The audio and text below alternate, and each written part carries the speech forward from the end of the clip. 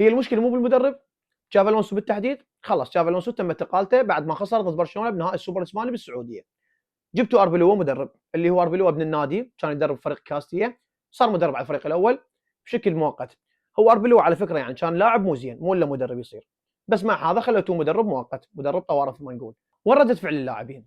ضد فريق درجه ثانيه بالدوري الاسباني، درجه ثانيه بالدوري الاسباني، وانت ريال مدريد، ريال مدريد. وين ردة فعل اللاعبين؟ اللاعبين ردة فعلهم يعني نص التشكيله موجوده اساسيين، فينيسيوس، فالفيردي، هاوسن، هواي لاعبين. وين ردة الفعل مالتهم؟ شنو هالبرود اللي عندكم؟ حبيبي هذا يثبت لك شيء واحد، يثبت لك شيء واحد، انه الخلل مو بالمدرب، لا بالونسو ولا بانشلوتي ولا باي احد، الخلل باللاعبين. اللاعبين واصلين مرحله من الاستهتار والبرود، ما يعرفون حجم النادي اللي جاي يلعبون به، ما يعرفون حجم التيشيرت اللي هم لابسينه.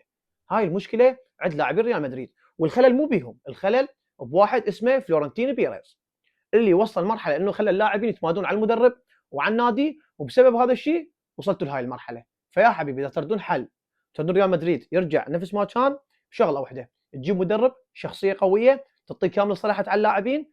واذا تريد بالنسبه لي رايي خلي بيرز يطلع خلاص، جيب لك رئيس نادي ينطي صلاحيه للمدرب، ويخلي اللاعبين كل من بحجم الحقيقي، تقدم تبقى، ما تقدم خلاص تنباع، مثل ما عملت مع رونالدو، مع راموس، مع كروس، مع مودريتش، مع كل واحد. فهذا هو ابسط حل، واللي جاي يصير ريال مدريد عباره عن مهزله كرويه، صراحه مهزله كرويه.